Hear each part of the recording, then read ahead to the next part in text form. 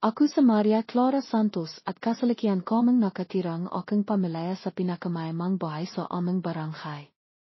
Bagamat sinasabing makakapitbahay na ang aming bahay ang pinakamahanda sa lugar, hindi pa rin sapat ang isang buong arawang pagtatrabaho para matistisan ang aming tatlong bibig. Tatlo kami sa pamilya, ang aking ina na hindi ganong malisok, ako, at ang aking nakababatang kapatid na si Elena. Timanov ang aking ama noong ako ay 10 taong lang, at ang kapatid ko ay 8 pa lamang. Ang pagkawalang aking ama ay isang malaking dahok sa aming pamilya. Bagamat limaki sa bukid ang aking ina, hindi mahanda ang kanyang kalisahan, at noong nabibiyay po ang aking ama, hindi niya ito pinakakawang mabibigat na gawain. Nahinadal wala na ang haliging aming tahanan, kinailangan ang aking inang may sakit na bimangon at harapin ang bihay. Bago pumanaw ang aking ama, nagtrabaho siya sa lungsod.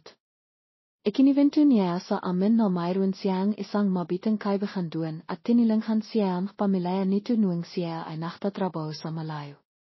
Bukod pa rito, bata pa raw ang kaibigan ito. Hindi ko alam kung paano kimalat ang impormasyon, nahinit nakpadalang liham sa amin ang dating kaibigan ng aking ama. Inalok nila kami na lumipat sa lungsod at doon tumira kasama nila dahil nangangailangan daw silang makahardinero para alakan ang kanilang halaman. Sa ina nakalala at nakisip ng husto ang aking ina sa loob ng ilang araw. Hindi na rin siya makakain at makatulog ng maayos. Kung siya lamang ang pupunta, okay lang kahit na siya ay maluko, nahinit mayroon pa siyang 2 anak na baba. Hindi siya mapapanatag kung isipin na ang kanayang anak na wala pang 25 taong lang ay mawawalan kinabukasan dahil lamang sa kanayang maling desisyon. Gustong-gusto naman kapatid ko ang ideyang ito, dahil hindi pa siya nakakalabas ng aming maliit na barangay. Pagkatapos ng ilang araw na pag-isip, nagpasaya pa rin ang aking ina na dalhin kami sa malayo para magtrabaho, dahil hindi siya mapakali kung iwan niya kami. Isisakal na lang daw niya ang aming kinabukasan. Sa huli, sumakay kaming bus patungo sa address na nakasilat sa liham. Sa doon, palit-ilit na nakbilan ang aking ina, magtikit kayong dalawa sa akin, hiwag kayong kakala, lalo ka na, Elena. Si Elena ang lahing pinagsasabihan ng aking ina sa bahay at sa labas, dahil matigas ang ilo niya at hindi siya nakikinig. Natutiwa naman ako habang pinapahalitan siya ang aking ina, dahil ang kanayang pagpapahalit at ang pagreklamo ng aking kapatid ang nakpapasaya sa akin araw-araw. Nang magtanong-tanong kami sa doon at matahampay na nakarating sa address sa liham, nakilat kaming kapatid ko sa laking bahay na nakatayo sa aming harapan. Mas malaki pa ito sa aming bahay. Sabi ni Elena, Naki ang laki. Hano kaya man ang kaibigan ni Papa? Iniwas ako at tinakpan ang aking tenga, hiwag kang simakaw nakakabangi. Nakimiti naman siya sa akin. Kapag may nakawa siyang mali, nakimangiti siya para patawarin ko siya at laki itong humahana. Sinalubong kaming isang aya na kadat ng aking ina. Napakabait niya at kilala niya ang aking ama. Ikiniwento niya na tinilanghan daw ng aking ama ang kanayang amo noong siya ay bata pa.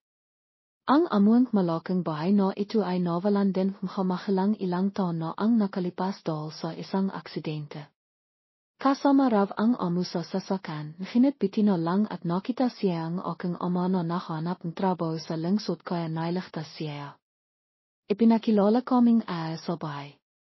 Ang may-aring bahay ay si Miguel Antonio at makisa niyang pinamamahalan ang negosyo ng kanayang pamilya.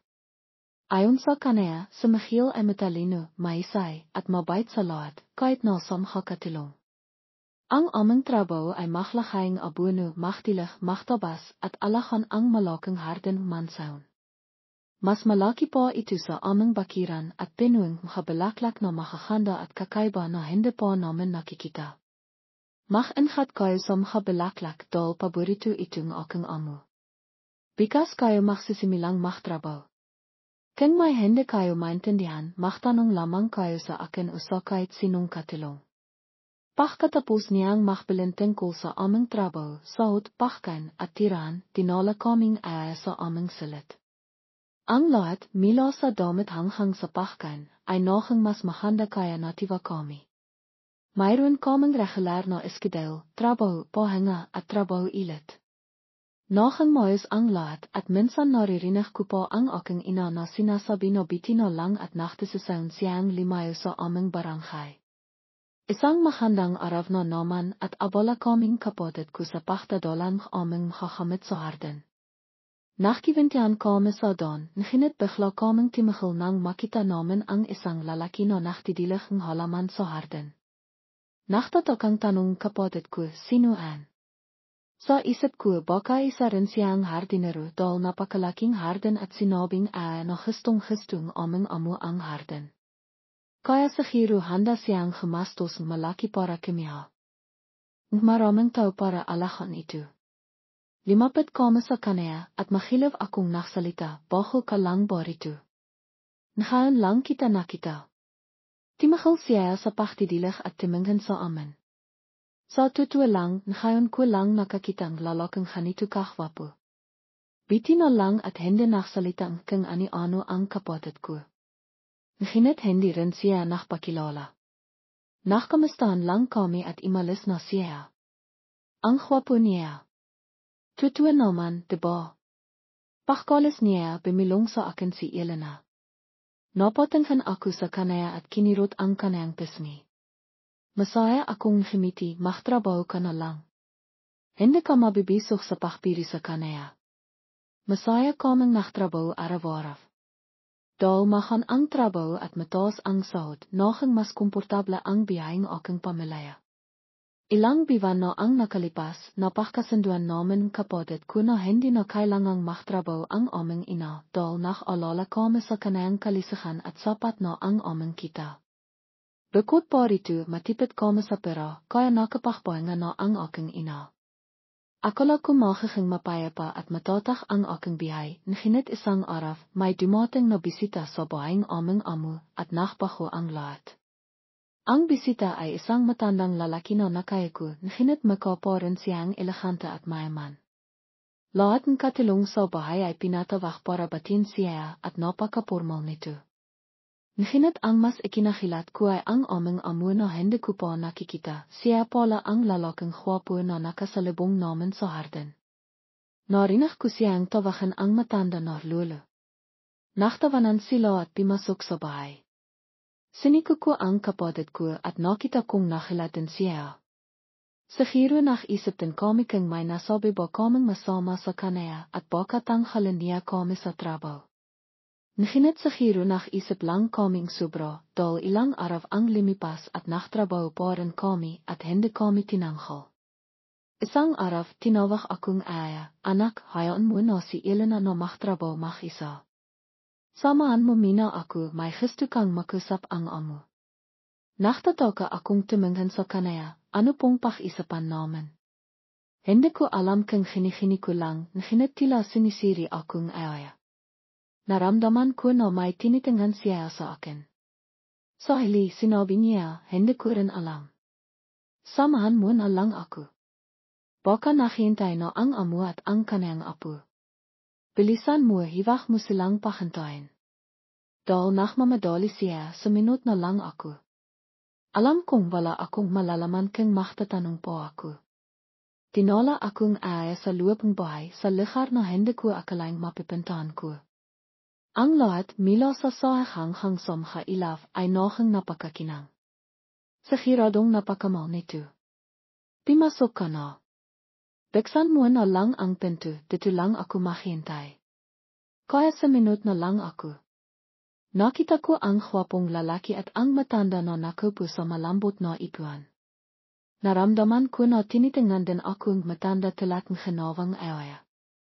Medyo kinabahan ako, ngunit makalang pa rin akong bimati. Sinabing matanda na imipo ako, kaya sinibikan kong imipo ng kalmado sa harap nila, ngunit kinakabahan pa rin ako. Imiwas akong kantidol baka madimihan ko ang kanilang ipuan. Ano ang panghalan mo? Ilang taon ka na? May boyfriend ka na ba? Hindi ko alam kung bakit niya ako tinatanong mga ito, nginit se magot paren aku pose Maria Clara Santos, 21 taong gelang na po. Kailangan ko pong magtrabaho para kimitan pera, kaya wala akong panahon para maghanap ng boyfriend. Hindi naman masyadong nakakatakot ang matanda, kaya kimalma ako at nakipagpirian po sa kanaya. Ngimiti ang matanda at tumingin sa akin, gusto mo bang kimitang maraming pera? Nakilat ako at tumingin sa kanaya. Narinig kong timawa ang lalaki sa tabi niya. Sa giro nakakatawa ang hitsira ko. Nakingat ako at hindi ako agad sumagot. Paki-itplain po. Hinimas matanda ang kamaing kanayang apo. Kimusta ka sa trabahong pagiging surrogate moeder? Gelat na gelat ako surrogate moeder. Pero kanino ko po gagawin aun? Hinawakan matanda ang balikat ng kanayang apo, ito ang aking apo. 5 taon na siyang kasal, nginit sa kasamang palat, nakasakit ang kanayang asawa at hindi na makahalaf. Timahal siya at naksalita ilit, matanda na rin ako. Hindi ko kayang makita ang aking apo na nakisa at naktatrabaho. Gusto ko na magkaroon siyang anak. Pagkamalang ang asawa niya, baka hindi na siya makapagpintis dahil nakalala ako sa kanayang kalisihan. Kung ipanghanak ang batang ito, baka moging tulay ito sa pagitan mag-asawa. Himiko ako, hindi ko po alam. Nakakalihan po ako. Timingin sa akin ang matanda at inabot sa akin ang isang papeles, kung papayag ka, libre ang tiran at pakkain ng iyong pamilya habang buntis ka. Sagot namin ang lahat ng gastusin sa pagpapagamot. Pag naipanghanak mo ang bata, alis ka sa bahay at kami na ang mag-alaga sa kanaya. Makakatanggap ka ng malaking halaga ng pera. Ngunit kailangan mong ipangako na hindi ka na babalik dito. Susundin namin ang kontrata at pipitulan ang aming ignayan para bang hindi tayo nakakilala. Imiko pa ako lalo. At binasa ang kontrata. Timingin ako sa matanda at bimilong, pwede po ba akong makisip mina? Timayak naman siya. Imalis ako na dala ang kontrata at bimalik sa aking silit. Nakita ako ni Elena na nakatilala sa papeles kaya ihinawa niya akong tibag at limapit sa akin, ate, ano an? Ano ang ipinatawag sa ayong amo? May kinalaman ba an sa trabaho natin? Timingin ako sa kanaya at hindi ko alam kung ano ang sasabihin ko. Timahimik ako at sinabi, may ipinakisap siya sa akin. Iminom si Elena ang tibag, ano kaya aun? Kailangan pa bang tulong mayaman? Timingin ako sa kanaya at nakpasaya na ibigay sa kanaya ang kontrata, basahin mo tuwa maintindihan mo rin. Basahin mo, hindi ko alam kung ano ang gagawin ko. Nakakalihan si Elena, ngunit kiniha niya ang papeles at binasa ito. Pagkatapos niyang basahin, tumingin siya sa akin at tutul siya, surrogate moeder. Ano an? Iwag mo ang gawin, hindi ako papayag. Timingin ako sa kanaya at hindi ko alam kung ano ang sasabihin ko. Sa totoo lang, napakalaking pera sa kontrata. Kung makikita ko aun matitistisan na naman ang aming bihay at hindi na kami kailangang mag-alala. Ngunit dahil limaki ako sa bakit at tiniruan ako ng aking ina ng maayos, hindi ako basta-basta papayag dahil lang sa pera. Mila pagkabata, nakasama ko lang ang aking ama at ngayon ay pinapahawa akong mahabakay na nakakaya kaya imainit ang aking maka. Gusto kong himinging payo sa aking ina, gusto kong kumbinsihin siya na pimayag, ngunit hindi ako naglakasloob. Hindi ko alam kung bakit, ngunit sa giro dahil sa pera kaya limapit ilit ako sa kanila. Himinga ako ng malalim at sa inang pagkakataon ay naktisisaon ako ng makisa. Itatago ko ito sa aking kapatid at sa aking ina. Sasamantalain ko ang pagkakataong ito dahil gusto kong magkaroon silang magandang bihay. Narinig ko na mawawalan na rawang hardinero ang bahay dahil gusto ng amo na mag-alahang kanayang halaman. Binasa ko ang kontrata at alam ko na may asawa na ang lalaking gusto kong magbintis at maganda ang kanilang relasyon. Alam ko na mali na gawin ito habang may sakit ang asawa niya, ngunit inisip ko na isa lang itong trabaho. Binabayaran nila ako para magtrabaho, kaya patas lang ito. Inalif ko ang aking sarili. Kini aku ang bolpen at pinirmahan ang kontrata. Sa tingin ko hindi pa ito ang tamang panahon para sabihin sa aking pamilya lalo na dahil tutol si Elena. Hindi na niya ako papansinin kung sasabihin ko sa kanaya. Timayak sa Michiel na hintayin na matapos ang aming trabaho sa hardin at makaiwi na ang aking ina at kapatid bago makabisa ang kontrata. Nang habang yun kinakabahan akong nakaiha sa malaking kama ni Michiel. Hindi ko alam kung bakit nanghanginig ang aking hakamayat pa. Sinibikan kong kimama nginit nanghanginig pa rin ako. Pinakpawisan din ako. Lumabas si Michiel sa banyo na walang suot na damit. Ngayon ko lang nakita ang katawan isang lalaki sa ganitong kalapitan. Naramdaman kong imainit ang aking muka at naktayan ang aking balaybo. Nanghanginig ko. Igineo ako ni Michiel. Binaganeo akong tibig. Napakalamig nun. Maria Clara masyado kang nanghanginig. Tinilanghaneo ako na makaupo sa kama. Iminahon ko. Wala naman tayong gusto sa isa't isa kaya hindi mo ako kailangan ikaya. Kailangan lang natin maktising ilang araw. Naintindihan ko siya. Alam ko ang lugar ko. Kontrata lang ang relasyon namin kaya hindi ko kailangang kabahan. Ngunit hindi ko makontrol ang aking nararamdaman. Sinabi ko sa aking sarili na iminahon ngunit hindi ako timahal sa panganginig. Imipo siya at naramdaman kong imipo siya sa kama. Akap niya ako. Hindi niya ako hinalikan. Inaplos niya lang ako. Ngayon lang ako nakaranas ng ganito. Imiyak ako na parang bata at sa ina ay kinakabahan ako sa pahawak niya sa akin pero kalaunan ay nagustuhan ko din ito. Kinabukasan nagising ako nang mataas na ang araw. Sigiradong nakalala ang aking ina at kapatid dahil hindi ako pimasok sa trabaho. Ngunit wala akong makakawa.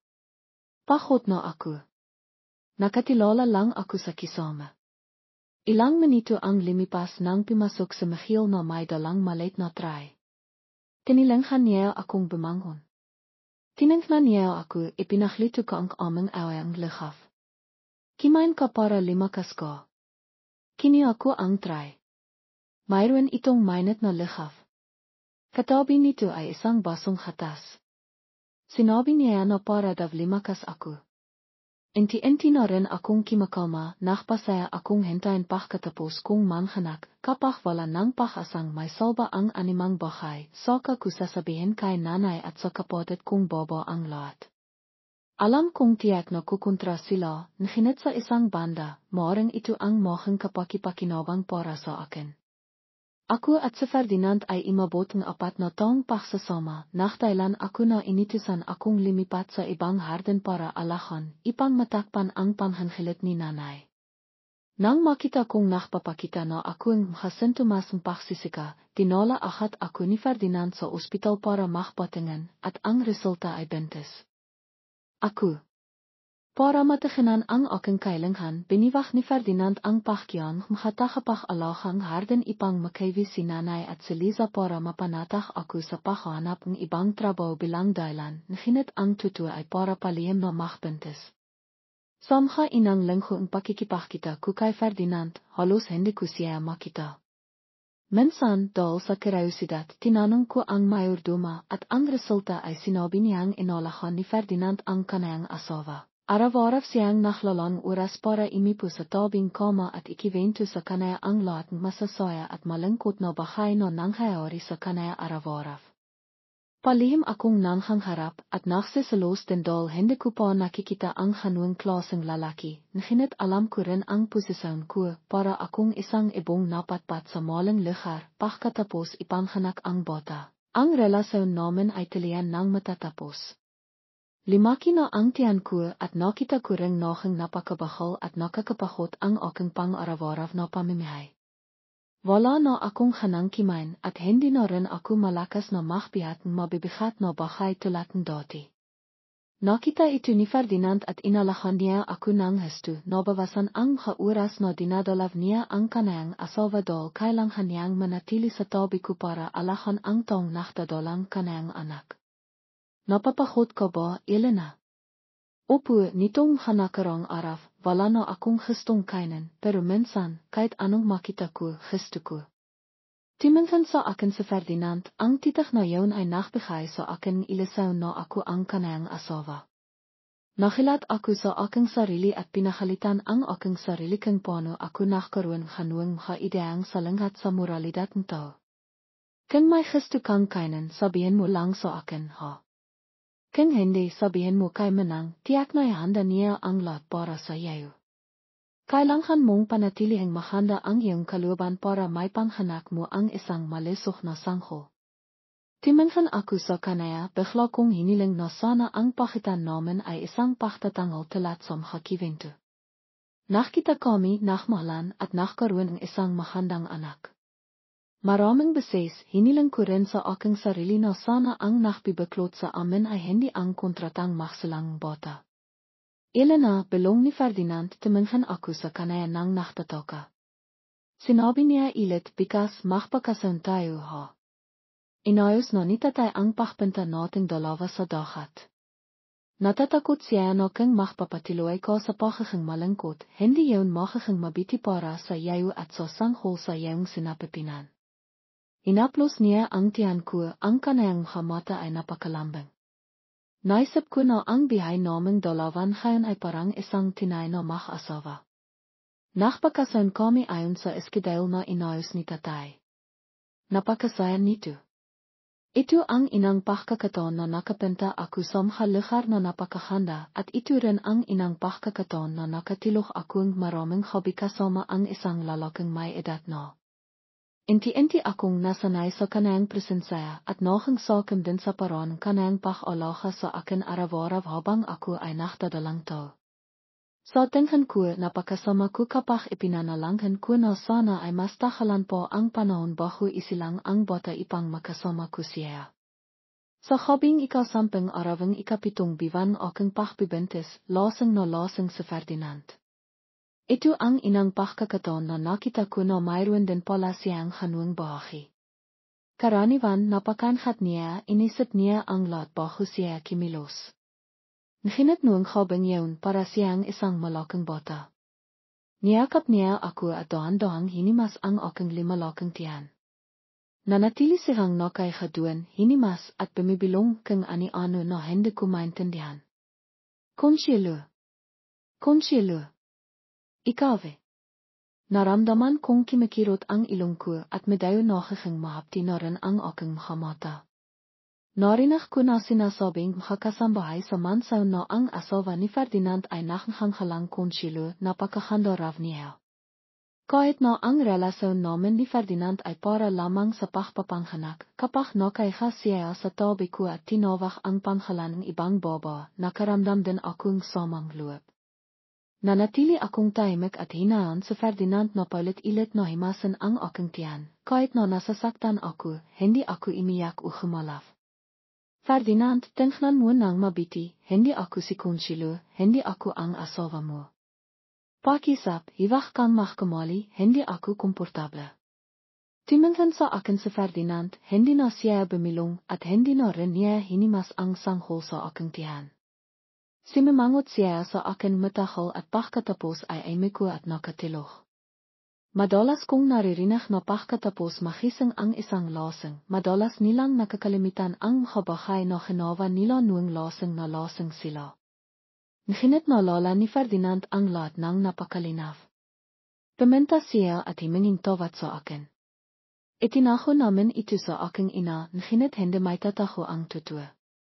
Ang mga bahay na itinaho ko ay natiklasan ng aking ina at kapatid sa isang hindi inasang pagbisita. Halit na halit ang nanay ko, itinaboy niya ang aking kamay, at halit na tumingin sa akin. Anong ginagawa mo, Elena? Sabihin mo sa akin, anong ginagawa mo? Nag-alanghan ako, nanay, samahan mo mina ako, pimasok mina tayo sa loob ng bahay bago tayo mag-isap, nanay. Naiya si nanay daw maraming nakatingin sa aming kasambahay. Habang nakdadalang tao ako, dinala ako sa panghinaang bahay kasama si Ferdinand. Ang mag-asawa ay nasa itaas na palapag, habang ako ay nasa dilong silid sa ibabang palapag. Ang pagbebentes ko ay alam lamang ni Ferdinand ang kanyang ama at ang mayordoma. Wala kaming sinabi sa iba. Ngayon, alam lamang ang kasambahay na ako ay isang bentes na nakahanap ng trabaho ipang suportahan ang aking sarili. Kaya kang makakilo si nanay, hindi ako makakatakas. Nang makita akong simimangot at palakpakilan si nanay, sinakawan ako ni Liza na nasa tabi niya. Anong kinatatakitan mo? Makpaliwanag ka na dito. Ipaliwanag mo sa amin ni nanay. Diba pinakpawalan na kita dati na sumang-ayon sa kaibanghan na ito? Ngayon, ano? Ngayon ka pa natatakot na mapaya. Ha? Ha? Ang sinit-sinot na ni Liza ay hindi ko alam kung paano sasakitin. Emiko ako at hinawakan ng maikbit ang kamay ni nanay na nanghinhinagdal sa halit. Nanay, mayroon po talaga akong dahilan, mayroon din akong sariling pahirap, hindi ko po balak na itaho sa inayo, naghihintay lang po akong tamang panahon para sabihin. Natakot ako nang titahan ako ni nanay. Nakita ko rin si Ferdinand na nakatayo sa loob ng panghinahang bahay at nakatingin sa amin. Nakita ko ang pagmamadali sa kanayang mukha. Tila gusto niyang lumabas para makipag-isap kay nanay, ngunit maraming tao sa paligid, kaya marahil ay hindi siya makalabas at tumayo na lamang doon at tumingin. Tamang panahon. Ang tamang panahon para sa iyo ay ang pagdadalang tiyan mo dito. Pinalaki kita hindi para gawin mo ang kabahay na ito. Anak, ano ang magiging kinabukasan mo? Ano ang isipin ng hatong hindi nakakalam kapag nakita kanila na ng isang baba na may anak na walang asawa? Hirap na ako. Nagreklamo si nanay at hinampas ang aking balikat, ngunit sa tingin ko ay hindi niya kayang gawin ito, kaya ang kahampas ay nakdulot lamang sa aking bahang hapdi. Hindi ako naklakas loob na imiwas, alam ko lamang na bumilong payo. Imasa ako na ang aking hindi kontra ay makakapagpabawas ng kanayang halit. Si Liza noon ay napakamaol sa akin, ngunit ngayon ay nakatayo lamang sa halit at tumitingin, tila wala siyang balak na magsalita para tulungan ako. Binasa na rin niya ang kontrata, kaya alam niya kung sino ang ama ng bata sa aking sinapipinan. Tinitahan niya sa Ferdinand, ang kanayang mahandang mukha ay mas nakasimangot pa kaysa sa isang siupaw na tila hindi siya nasisiyaan sa kanaya. Nang imipa ang halit ni nanay, dinala kami ni Ferdinand sa panghinahang bahay para maupo. Siya mismo ang nakpaliwanag ng lahat kay nanay. Tiniyak niya na ang lahat ay voluntaryo at hindi niya ako pinilit na gawin ito. Inila ako ni Liza sa isang sulokong bahay. Nagtampo siya, pinakilan na kita mila noong basahin natin ang kontrata, bakit mo pa ginawa ang bahay na ito? Dapat nahinala ako noong sinabi mong mananatili ka rito para magtrabaho at kimitang pera. Ang laki-laki na ang ilo mo, bakit hindi ka nakisip? Medyo natatawa ako nang marinig ko ang reklamo ni Liza. Naisip ko na para siyang isang matandang baba na nakpapanghap na mas matanda kaysa sa kanayang edad. Ngumiti ako sa kanaya at naramdaman ko ang init sa aking puso. Alam ko na ang kasalanan ko. Iwag ka nang makalit sa akin. Saka, kung matapos ko ito, malaki ang ibabayad nila sa akin. Sa oras na yaon makakaroon akong pera para makapag-aral ka. Diba sinabi mo dati na gusto mong mag-aral ng Ingles? Sinabi mo na ang pakikipag-isap sa mga dayan pagkatapos mag-aral ng Ingles ay mukhang cool. Patiloy na nakasimangot si Liza tulad ng isang enghoy, tinitahan niya ako nang hindi sumasang-ayon. Sinasabi ko bang gusto kong mag-aral ng Ingles kaya kailangan mong ibenta ang sarili mo? Hindi ko naman sinabi na gusto ko talagang mag-aral. Pero kamkabahay na hindi kailangan.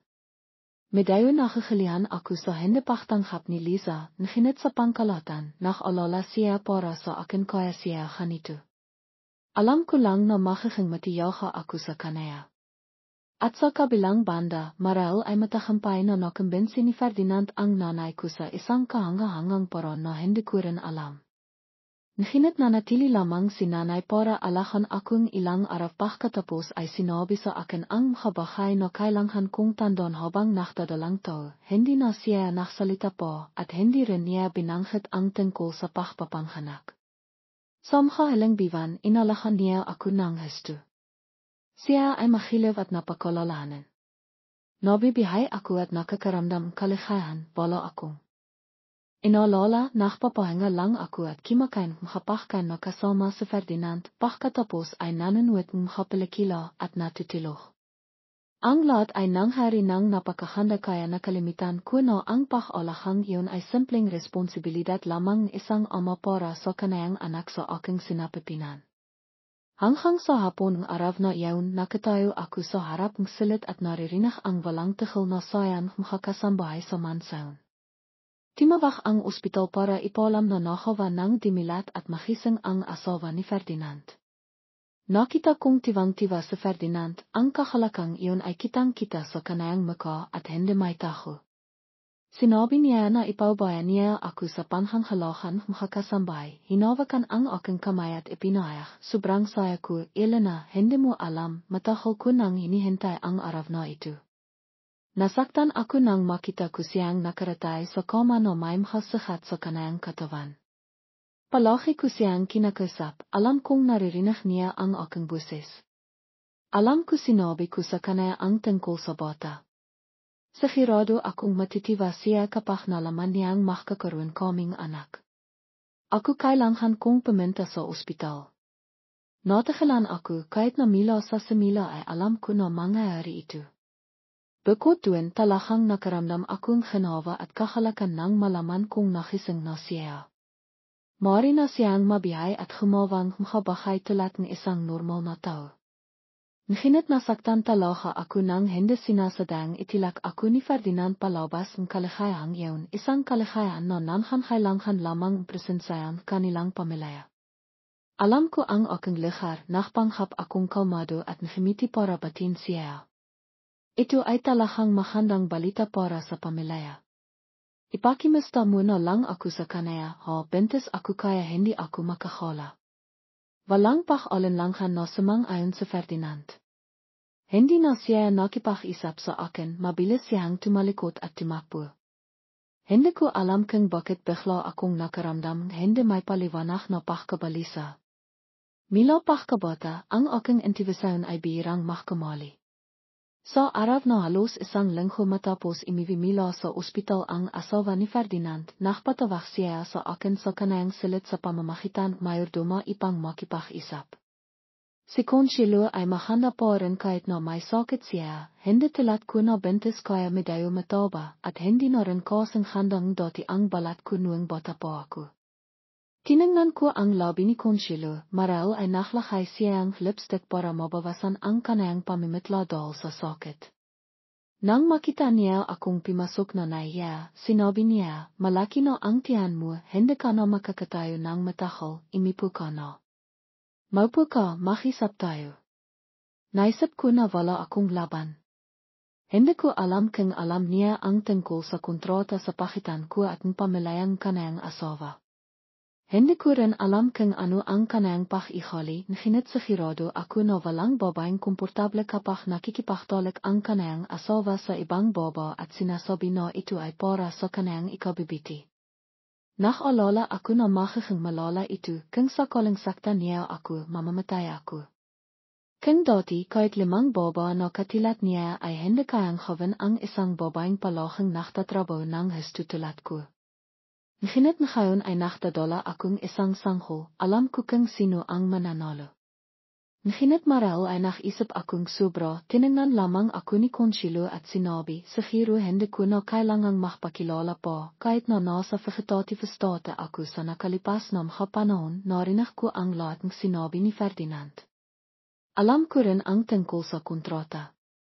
Ang laki na ang tiyan mo, siguradong nahirapan ka ha.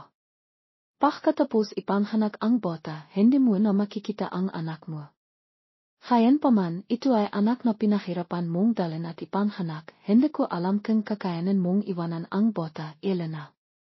Naintindihan ku nach alala siya na makiging malapit ako sa bata at hindi ko siya kayang iwanan. Nach alala rin siya na babawin ko ang aking sinabi at lalabahin ang kontrata at ahawin ang kanayang pamilya. Alam kong masakit ang makasalitang ito para sa iyo, ngunit nach alala rin ako kaya gusto kong maging malinaw. Mahal na mahal ko si Ferdinand, mabiti siya sa lahat ng bahay at naging masaya kaming mag-asawa. Gusto ko ring bumiyong isang masayang pamilya kasama siya, isang pamilya na may mga anak. Ngunit sinabing doktor na hindi ako maaaring magbuntis. Bata ka pa, tiyak na hindi mo pa naranasan ito, ang iyong kinabukasan ay mahaba pa, ako ay si Ferdinand lamang. Imasa ako na hiwag ka. Himinto si Consuelo, ngunit paro na kaming mga matatanda, alam niya at alam ko rin. Naramdaman kong iminit ang aking buong maka, ang kayan ay hindi ko kayang pigilan, naramdaman kong nakakaya, ipinaramdam niya sa akin na parang nakikialam ako sa kaligayahan pamilyang ibang tao. Sumagot ako, nagmamadali, halos nagmamadali, alam ko, naintindihan ko. Siyempre, hindi mangyayari yun. Iwag mo akong sisihin. Bukod ito, ako at si Ferdinand hindi, ako at ang pamilya ni Ferdinand ay may malinaw na kontrata. Hindi ako mangiimasok, hindi ako makikialam sa relasyon ng ibang tao, mayroon akong moralidad, alas ako pagkapanganak ko sa bata. Nasiyaan si Consuelo sa akin, tinilot niya sa aking kamay ang isang medalyo makapal na sobra. Gusto kong bawian ang aking kamay dahil alam ko kung ano ang nasa loob, alam ko rin kung ano ang gusto niyang gawin, ngunit itinilat ni Consuelo ang kanayang payat na kamay at mabilis na isinilit ang sobre sa aking kamay. Tanggapin mo na, wala akong ibang ibig sabihin, tanggapin mo na para maging masaya ako. Imiling ako, hindi na kailangan bawian mo na. Noong buntis ako, inalahan ako ang lahat sa pagkain at pagtulog, hindi ko na kailangan dagdag na pera. Bukod dito, hindi mo kailangang mag-alala na babawian ko ang aking sinabi, alas ako pagkapanganak ko. Ngumiti si Consuelo sa akin, naniniwala akong hindi mo babawian ang iyong sinabi, hindi rin ito pera para salan ko. Gayon pa man, ang bata ay anak ni Ferdinand at anak ko, natural lamang na magkaroon akong maliit na halaga para sa panghangalagang bata. Inawakan ko ng maigpit ang pera sa aking kamay, mabilis akong tumayo at nakbalang bago imalis.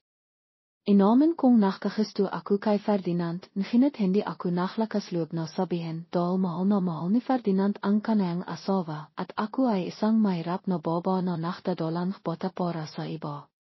Wala akong karapatang tumayo sa tabi niya. Ang pagpipilong na ito kay Consuelo ay libos na nakapagpamilat sa akin at tilihang nakbawi sa aking mga hindi mapalakay na ideya. Simula noon, hindi ko na nakita si Ferdinand na di madalaf sa akin ng madalas. Narinig ko na kailangan niyang alakan ang kaniyang asawa at pinakatiwalan niya ako sa panghangalagang mayordoma. Isang gabi nakaiga ako sa aking kama, napakagising ko, hindi ako inantok. Ngayon pumunta ako sa ospital kasama ang mag-asawang Ferdinand para magpatingin at malaman ang aking takdang araf. Di malaw din si Consuelo sa akin ng madalas, napakaingat niya sa akin, at nakikipag-isap din siya sa akin para hindi ako matakot at ma-stress. Minsan, dadalap siya rito at matutulog, mas marami pa siyang oras sa akin kaysa kay Ferdinand, marahil ay sabik na siyang ipanganak ang bata sa aking sinapipinan. Pagkatapos kong ipanganak ang sanghol, dumalaw sa akin sa ospital sina nanay at Liza para alakan ako. Nakilala nila si Consuelo, nakaiga ako sa silid ng ospital at tumitingin sa labas. Kahit na hindi ko makita ang animan, naririnig ko silang nakisap, at tila makasundo sila. Natanggap ko ang pera tulad ng sinabi sa kontrata, at natapos na rin ang kontrata. Talagang pinatas ko ang aking sarili. Ngayon, ang bata ay mas mahalaga sa akin kaysa sa lahat. Noong araw ng kapanganakan, napanahinipan ko lamang ang yak ng aking anak ng hampasin siyang nash, ngunit hindi ko alam ang kanayang maka. Imalis ako sa ospital, palihim akong nakpunta sa mansion nila kay nanay at kay Liza. Hindi ako pinapayagang pimasok, ngunit gusto kong makita ang aking anak. Tinawagan ku se Ferdinand nginet hendi nia sinagot ang telepone. Nach alangan akong tumayo sa harap ng mansaon mahabang panahon, ang aking pagnanais na makita ang aking anak ay lalong limakas. Pagkatapos kong makisip ng ilang sandali, nakpasaya akong tawagan si Consuelo. 3 beses ko siyang tinawagan bago niya sinagot ang telepone. Siya ang inang naksalita, mayroon ka bang kailangan kaya timawag ko, Elena? Mabilis akong naksalita na parang natatakot akong ibababa niya ang telepono. Gusto kong makita ang aking anak, gusto kong makita ang kanayang mako. Ano ang pangalan ng bata? Mahanda ba siya? Malikot ba siya? Nakikisap ako sa yayo. Pakisap, hayan mo akong makita ang aking anak kahit isang beses lang. Nachmamakawa ang aking buses, kimikirot ang aking ilong, at nakakang mahapti na rin ang aking mata. Nakatayo ako sa harap ng mansaon, naririnig ko ang aking buses na nanghinhinag. Nakakalimitan mo na ba ang ipinangha ko mo kay Ate Rosa? Sa mismong bibig mo nang haling na alis kapanghanak mo sa bata. Hiwag mo naman sanang iparamdam sa akin na isa kang sinanghaling. At saka, ang handa-handang bata, napaktasasay ng pamilya na panghalanan siyang perla. Alahan naman siya nang mabiti, hiwag ka nang makalala. Bago pa ako makapagsalita, pinatay na ni Nina ang telepono. Ang tinuhang pakpatayang tawag ay parang nakpamanit sa ilo ko at sumakit ang dibdib ko. Naalala ko ang anak ko, gusto ko siyang makita kahit isang beses lang, kahit yaw na ang hili. Dati, nang pimirma ako sa kontrata, inisip ko na magiging kalmado ako sa pagbibigay sa kanilang bata, tapos tatanggap ng pera at alis, at wala nang pakialam ang isa't isa. Pero nang dumating na ang oras, nalaman ko na hindi ko pala kayang tanggapin iyon ng hanan kadali. Kahit may pera na ako, ang anak na pinahirapan kong ipanghanak ay hindi ko mayakap, wala akong pakakataon na alahan siya at hindi ko malalaang. Maka niya nuwang kapapanghanak po lang. Imalis ako sa mahilong lengsot at bumalik sa bahay namin sa probinsya na nakang tahanan ko sa loob ng 20 ilang taon. Nang imipo ako sa kama na matahol ko nang hindi nakamit pero malinis pa rin, hindi ko na napigilan ang sarili ko at imiyak ako ng malakas. Nasasaktan ako dahil hindi matatanggap ng anak ko ang pagmamahal mula sa tinay niyang ina pero masaya rin ako para sa kanaya. Nanha ko sa akin si Ramon na bibigyan niya siyang masayang bihay na may sapat na pagmamahal at material na bahay. Ibibigay niya sa kanaya ang lahat ng gusto niya at palalakin siyang mabiting tao. Mahal ko ang anak ko pero kung ipipilit ko na kinin siya, maliban sa mahirapan ako sa lehal, kung mapasakan ko man siya, lalaki siya sa isang pamilyang kapos dahil mahirap ako. Nakaiha ako sa kama, naririnig ko ang isapan nanay ko at Nilia sa labas. Makang nakalala sila sa akin. Kimista na ang ate mo? Pintahan mo kaya siya at kimistahin mo. Imiling siya, kinimista ko na siya, imiling lang siya nang imiling, ayaw niyang maksalita. Pero naintindihan ko naman siya. Saka, may makapapalis sila, pati perma niya. Wala na tayong makakawa. Narinig ko ang buses ng nanay ko na nakalala, nagtanong, anong kakawin natin? Hayaan na lang ba natin si Rusang mahmukmuk ng ganito? Hindi ko kaya. Bimintong hininga sila, wala na akong maisip, nay. Hintayin na lang natin bikas at sibikan natin siyang kausapin ilit. Matilok na po kayo. Iwag na kayong mahbiyat. Ipapabaya ko na kay nanay. Bikas ako na ang kakasap kay ate. Saka na, nay, matilok na po kayo. Inalalayan nila ang nanay ko papinta sa kwarto. Bago siya bumalik sa kwarto niya, dimon siya para bahan akong isang basong mainit na gatas, hindi na naksalita at tahimik na imalis. Gaman ang loob ko dahil walang nakalit sa akin, dahil may babalikan pa rin ako. Mas naintindihan ako nila kaysa sa kahit sino. Sana'y nakama sa isa't isa, samha ihali, hilig at trabaho namin, kaya alam niya kung kailan niya ako dapat payahan at kung kailan niya ako dapat iwanang makisa.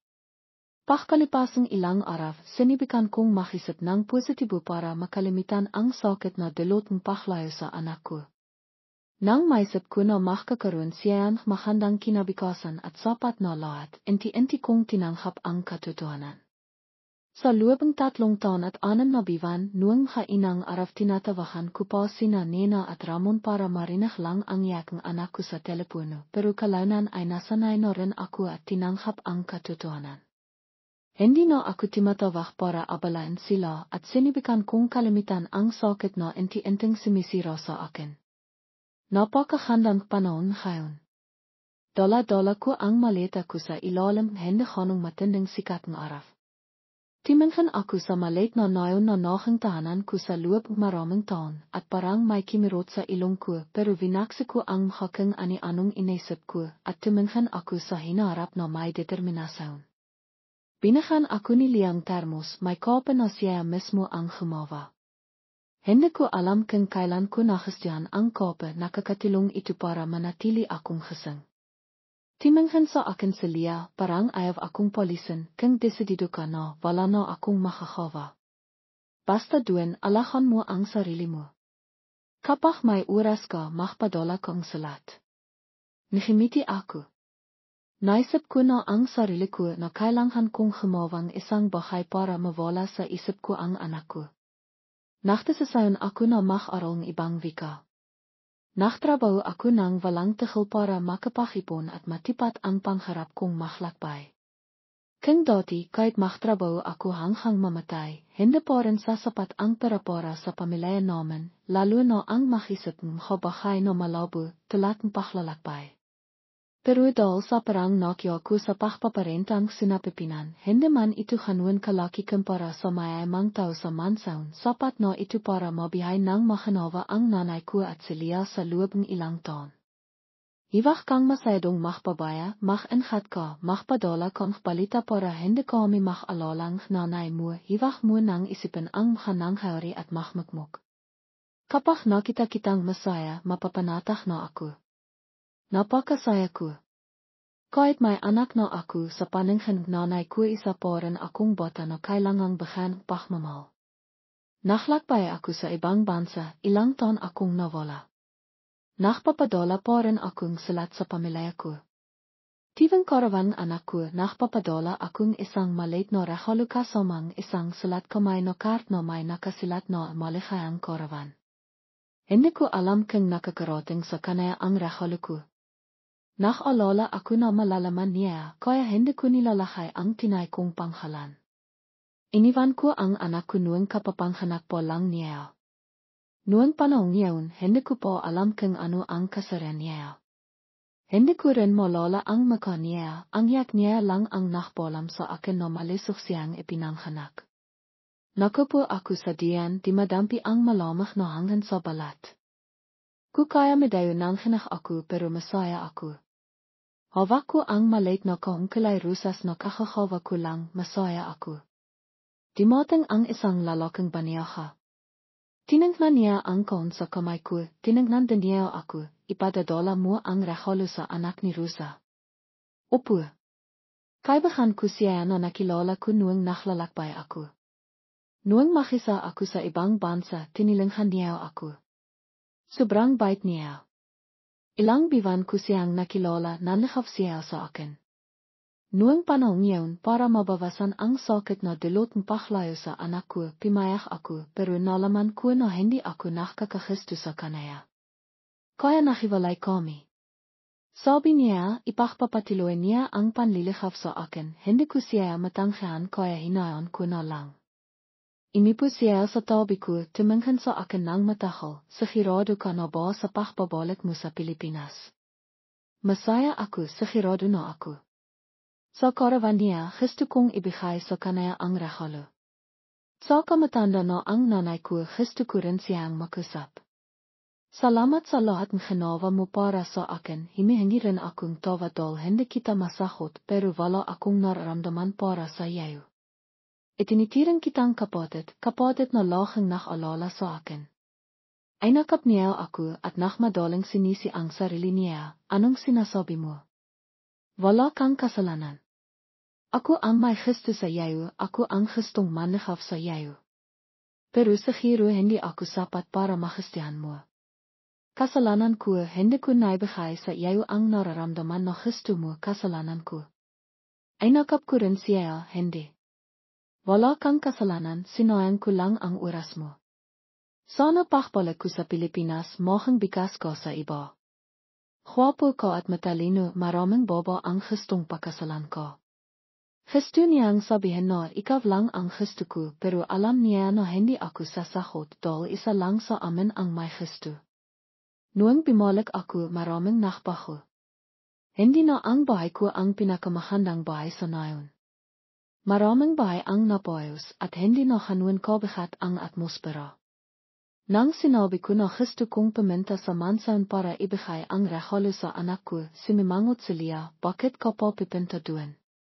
Kahit ilang beses ka pang pumunta, hindi kanila papapasukin.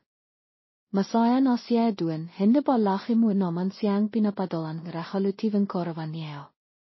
Nakita ko pa noong nakarang taon na binalan siya ni Ramon Lariang kotse na pinong regalo.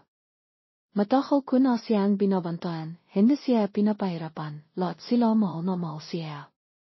Tumingin ako kay Leah, hindi ako nakaalala na sasaktan siya, alam ko na mahal siya, alam ko na maraming regalo siyang natatanggap. Pero gusto ko lang siyang bigyan regalo sa karavan niya. Gusto ko rin siyang makita kapag malaki na siya. Sumimangot si Leah, medyo nairita, anong ibig mong sabihin?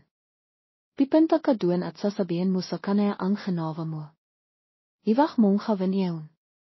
Kahit ikaw ang nagliwal sa kanya, pimirma ka na sa kontrata at tinanggap mo na ang pera, kaya ibig mo na siyang abalain. Nakilat ako sa sinabi ni Leah. Sabi ko, anong sinasabi mo? Ibig mo naman akong tingnan na masamang tao. Anak ko siya. Gusto ko na magkaroon siya ng magandang bihay, hindi ang makasama ang isang mahirap na ina na iniwan siya para sa pera. Pero simula nang makisip ako ng maayos, hindi ko na inabala ang bihay niya, nagpapadala lang akong regalo bilang isang kaibigan. Himinto ako, tinignan ko si Leah at sinabi ko, dati at ngayon pipinta ako sa mansion para ibigay ang regalo, gusto ko lang siyang makita, wala akong balak na makialam sa bihay niya. Pipinta lang ako at alis. Ipinaliwanag sa akin ni Leah na hindi yun ang ibig niyang sabihin, nakaalala lang siya na hindi ko mapipigilan ang sarili ko at akin ko ang anak ko. Tinataan ko si Leah at sumakay akong bus papunta sa mansion. Kinuha ko ang telepono ko sa bulsa ko at tinignan ko ang numero na matagal ko nang hindi ginagamit. Hindi ko man siya pinanghalanan, kabisado ko ang numero na yaon. Tinawagan ko, tumingin ako sa labas ng bintana, naghintay na sakitin ang tawag. Matagal bago sakitin, parang nakdadalawang isip ang kabilang linya kung sasakitin ako o hindi, pero sa hili ay sinahot din, hello, Rosa. May kailangan ko. Tahimik akong nakinig sa buses ng lalaking nagustuhan ko dati, hindi pa rin nakbabago ang buses niya, pero malayo ang buses niya sa akin, alam ko na ayaw niya akong kausapin. Hello, Ramon, bumalik na ako. Nasa bahay ba si Perla? Karavanian ngayon, gusto kong ibigay sa kanya ang regalo ko. Alam ko na tatanggihan niya ako, pero imasa pa rin ako na papayagan niya akong makita ang anak ko kahit isang beses lang, kahit hindi niya ako kilala, gusto ko pa rin siyang makita. Pero kayang inasahan ko, tumanggi siya, pumapasok siya sa eskwela at nag-aral siya, gusto niyang mag-aral kaya ipinag-enroll ko siya sa maraming klase. Magbigay ka na lang regalo sa aya, ibibigay niya kay Perla. Ganun naman ang ginawa mo dati, natitiwa siya kapag nakakatanggap siyang regalo. May ginagawa pa siya, ibababa niya na ang tawag. Bago pa ako makapagsalita, ibinaba niya na. Bumintong hininga ako, hindi pa rin kami makusap ng maayos. Kapag nagtanong ako tungkol kay Perla, sasakitin niya ako, pero kapag sinabi ko na gusto kong makita ang anak ko, ibababa niya na ang tawag. Pimasok ako sa tindahan ng buku yaite sa tabing doon, imorder ako, imipo ako at tumingin sa mansion. Miss na miss ko siya. Matahal na kaya hende kuna malala ang yak niya nueng epinanghanak siya. Mahal na mahal ni Ramon ang anak niya. Hindi ako naniniwala na pagtatrabayan niya ang anak niya hanggang mapahot siya. Sigurado ako na yun lang ang dahilan niya para hindi niya ako kausapin. Ngayon, desidido ako na ibigay sa kanya ang regalo. Siyempre hindi ko sasabihin na ina niya ako walang maniniwala sa akin. Saka wala akong karapatan na bumalik para kinin siya pagkatapos ko siyang iwan. Ang handa naman bata. Takarito ka ba? Hindi ganun karami ang customer ngayon kaya nakipag-isip siya sa akin. Hindi po paminta lang ako dito para magpakasaon may kakilala ako dito. Bigla kong naisip. Nachtetanda siya dito nueng nachtatrabaho pa ako sa bahay nila Ramon pero iba na ako ngayon kaya siguro hindi niya ako makikilala. Tinignan niya ako, nakita niya na maayos ako kaya hindi siya nakalala na manluloko ako, sinabi niya, may anak silang baba. Madalas siyang bimiling buku yaysa dito, gusto niya ang buku yaysa dito. Dati masakla siya, mahaling siya sa paharal, bawat linggo dinadala siya ang mag-asawa sa eskwela. Ngimiti ako, masaya sila. Siguro mahal na mahal nila ang anak nila. Mahal na mahal nila siya. Wala silang hinihiling na hindi nila ibinibigay. Pero walang permanente sa mundo. Nalala niya, nueng 2 o 3 taon na ang nakakaran, narinig ko na nag-away sila, hindi ko alam kung bakit. Nueng araw na yaon bimili siyang buku yaysa dito, narinig niya na sumisagaw ang makatilong, nagmamadali siyang bumalik, nakita niya ang nanay niya na nagbigti. Mila nueng tahimik na siya. Kinakatakitan na siya. Nakilat ako, natimba ko ang basudal nakilat ako, pero hindi ko na iyon pinansin. Nagbigti. Sa harapan niya. Nataranta rin siya, inayos niya ang baso at pininasan niya ang mesa. Nagbigti ang nanay niya, narinig ko na nagsasabi sila na may ibang baba ang asawa niya. Nagbigti siya sa harap ng kwarto nila, nakita niya ito. Hindi ako mapakali, tumingin ako sa mansaon. Kahit matanda na ay natatakot pa rin sa makakanuan. Ano pa kaya ang bata? Hindi siya magiging okay. Gusto ko siyang makita. Tinignan ko siya, okay lang kaya siya. Paano ko siya makikita? Gusto ko siyang makasap. Hindi niya ako pinag-isipan, noon madali, ngayon hindi na. Malaka ang tatay niya sa kanaya. Ngayon ayaw na nilang makakita siyang ibang tao. Natakot ako na makinola siya, kaya nagtanong ako, paano siya makaral. Pumipenta pa ba siya sa eskwela? Nakaral siya sa bahay. Noong nakarang linggo, imalis ang tutor niya, nakakita raw siya ang multo sa bahay. Nakya ko ang pinto, nakanwari akong kalmado, nagtanong, nagpapatito sila. Gusto kong magtrabaho. Marinong akong magsalitang Ingles. Paano ako makakapag-apply? Madali lang yan, may anak ako na nagtatrabaho sa mansaon, mayroon siyang numero ng post nila. Tanungin mo siya. Kiniha ko ang popol na may numero rin ito ni Ramon. Nagsalamat ako at imarkila akong kwarto sa hotel para matulog. Kinabukasan, nagpatuloy akong imipo sa tindahan halo-halo sa harap ng mansaon. Pagkatapos makipag-isap sa kanayang ilang panghanghisap, nakanwari akong kimihan popol, ipinasok ang numero ng telepono, at agad kong inilagay ang telepono sa aking tainga at matiyahang nakantay na sakitin ni Ricardo.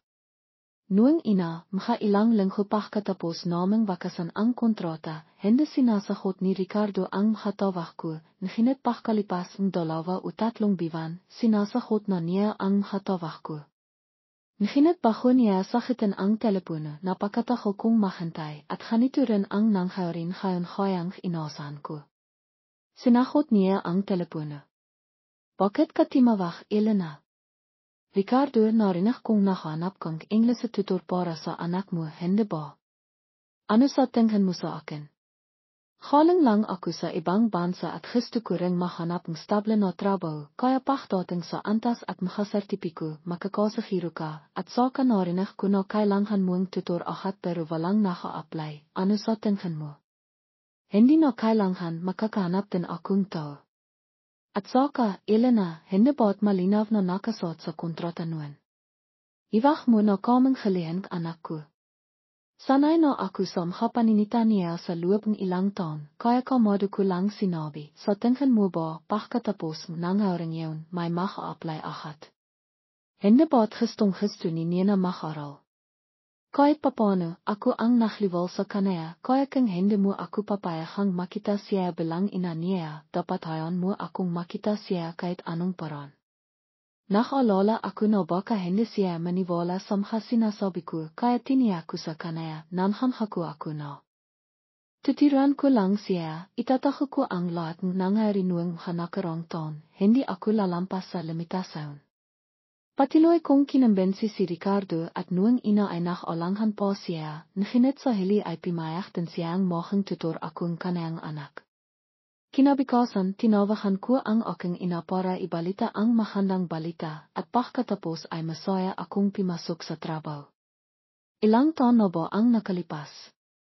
Ilang taon na ba ang lumipas bago kumilang nakita ang aking maliit na anak na baba, ang aking kawawang anak na baba, na mila nang ipanganak ay hindi alam ang katotohanan na ang kanyang ina ay iniwan siya dahil sa pera. At nasaksihan pa niya mismo ang pagtatangkang pagpapakamatayang babaeng nakalaha sa kanaya. Tananghan mo kung sinong bata ang makakainan ito. Nahirapan akong magkaroon pagkakataong makita at makusap siya ng lahal, kaya masaya ako. Gusto kong bumawi sa kanaya, gusto kong personal na asikasin ang kanayang kinabukasan, gusto kong nasa tabi niya habang lumalaki siya, tumayo ako sa harap ng ama, ay miko ako at may pagmamahal na tiningnan si Nina. Ako si Elena, Milan ngayon ako ang magiging English teacher mo. Sana maging magkaibigan tayo. Gusto ng mga bata ang mga candy, kaya bago ako pumunta rito, bumili ako ng isang malaking sipot ng candy. Nahinat kang hahawan ko yawn, sa tingin ko ay hindi niya tatanggapin, kaya nakpasaya akong pimiling pinakamabahal na paraan, dahan-dahan kong lalapitan siya para inti-inti siyang hindi matakot sa akin. Tinignan ako ni Nina at makasihang mayain. Hindi siya nanghas na kimihan candy na ibinigay ko sa kanaya, sa halip ay naktaho siya sa likod mahabang binting kanayang ama at tinignan ako ng masama.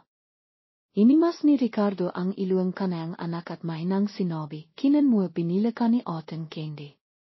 Tanggapin mo para matiwa siya. Kahit na sabihin iyon kanayang ama, hindi pa rin siya kimihan candy na ibinigay ko, sa halip ay ibinan niya ang kanayang maliit na mukha sa binti ni Ricardo, hindi ako tiningnan at hindi rin siya tiningnan. Medyo nalungkot ako, ngunit alam kong natatakot siya sa mga estrangero, kailangan niya ang panahon para makilala at masanay sa presensayang isang estrangero tulad ko. Naki, anong itiniro sa iyo ang papa mo? Kung bibigyan ka ni ating candy, dapat mo itong tanggapin gamit ang dalawang kamay at magpasalamat kay ate, hindi ba?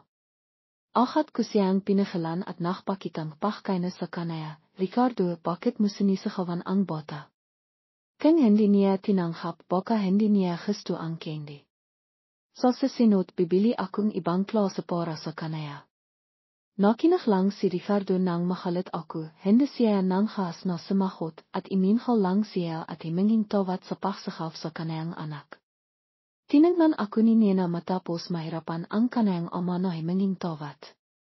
Nakita kong tila masaya siya, kahit na hindi halata, nakita ko pa rin na bahang nakangiti ang kanayang mata. Nakatanghanan kami ni Ricardo at nakita namin pareho ang saya sa mga matang isa't isa. Pagkatapos imakayat ng bata sa kwarto para kinan ang kanayang mga libro, imipo si Ricardo sa ipuan sa tapat ko. Namamanga siya, ang haling mo.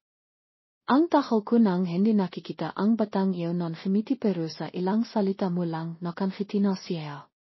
Ipinakmamalaki ko rin, kaya nga ako nandito para pasayan siya. Ngayon, humingiti pa lang siya ng hanan, pero sa susunod papatawanan ko siya ng sobra. Naksa salita lang aku nang hindi napapansin na nakatingin na pala sa akin si Ricardo at matagal nang nakangiti. Tinala ni Nena ang kanayang hanutebuak. Narinig kong sinabi ni Ricardo na matatakot ang bata kang makisa siya sa kwarto kasama ang isang estrangero kaya nakpasaya siyang makaral ang bata sa sala kung saan may makakatilong na pumapasok at lumalabas. Imipo ako sa tabing bata at espesyal akong nahandang isang maikling pagsisilit only na para malaman kung ano ang kanayang kasalukiyang antas at pagkatapos ay nakpasaya akong humawang eskidayong pag-aral para sa kanaya. Pagkatapos niyang haven binahan ko siyang isa pang candy. Sa pagkakataong ito, hindi na ako tinanggihan ni Nena at nahiya niyang tinanghap ito at mahinang bimilong sa akin, gusto ko po ang candy. Salamat. Hindi na masyadong marinig ang mahahalang salita.